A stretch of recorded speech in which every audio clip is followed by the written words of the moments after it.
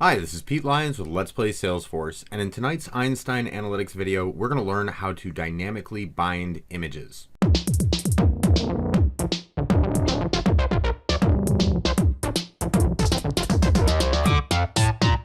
So I got a nice little dashboard here. We can see that in San Francisco it's sunny and 88 degrees.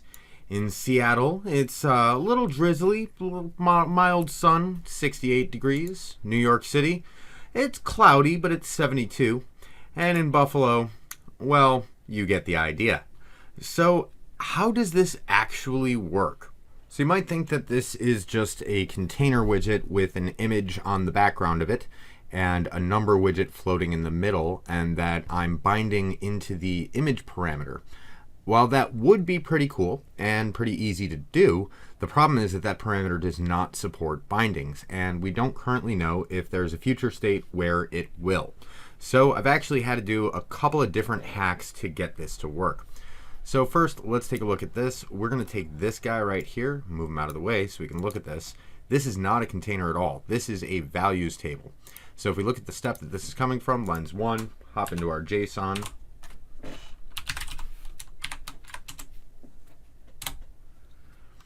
It's an extremely simple query. All this is doing is we're just, loading up any old data set, grouping it by all, and for each we're going to generate this binding as our output. Now, what is that binding actually?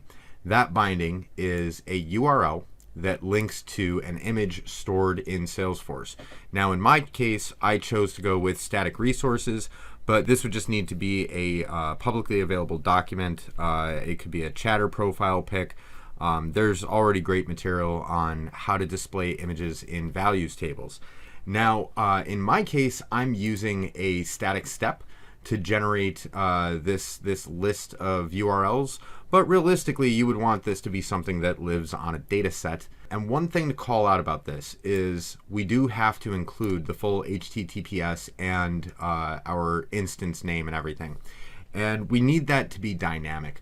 So I have a slightly different use case where I'm actually doing the same thing, and to get that first part of the URL, everything up until / whatever we want here, I'm using this formula where basically we grab the enterprise server and we pull off everything before /service, and that's going to be the relative URL for our org.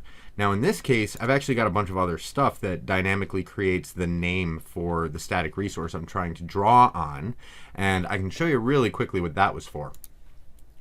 So I've got 500 in my bank. I'm going to bet 50. Okay, so the deal is complete. Looks like we've got some cards here. One of them doesn't seem to want to load. And, oh, there it goes. And I'm going to choose to hit because I only have 15. Oh, and it looks like hitting was a bad idea. I'm good at building blackjack, but I'm bad at playing it.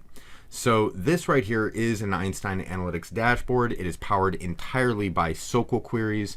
I very well may cover this in another video or a couple of other videos, and then I just have a screen flow with a random number generator built into it to determine what cards get drawn next, and a little hack to make the within the flow to make the page refresh so that I get my dashboard to update whenever the cards have changed. So from this, I was able to get this URL thing built out here, so we never have to actually hard code our Salesforce domain information into these URLs when we pull them into our data set. All we really need to care about is this part right here, /weather. That's the name of the zip file that contains all of these images that I uploaded as a static resource, and then I just have the name of the image. Also, initially, when I put in scattered rain, I had a space here, and I couldn't find any combination either with a space or an underscore or any special character or no space at all that would actually get it to display the image. So I don't know if there's a right way to do this, but I would recommend making sure that there are no spaces. Basically, you want to make sure that all of your image files are going to adhere to kind of the same rules that you would have for API names. So the last piece of this is really how do we get the number widget to display above that values table. So what I'm going to do is just drag it into place, and oh no, it doesn't appear to be working. I could hold Shift No, it's trying to reflow it. No, don't run away. Don't run away. Okay, fine. How did I actually do that? Well, this is a hack that has been known for several years, pretty much as long as the Flex Designer has been out. But it's generally not publicized too much, and the reason why is because it is not officially supported and it can totally break stuff. So I would strongly advise against using this hack. But, you know, if it's just for fun, go ahead, give it a try, play around with it. But don't try to put this in an enterprise level org's production environment. And if you do build something with this and it breaks, don't log a support ticket, because this is not official functionality. This is far closer to a bug exploit than it is to a feature. So that said, we are wandering well outside of safe harbors and doing something extremely simple. So what we need to do here is grab the name of the component, Control C, E, F, V, enter, and maybe one more time. There we go.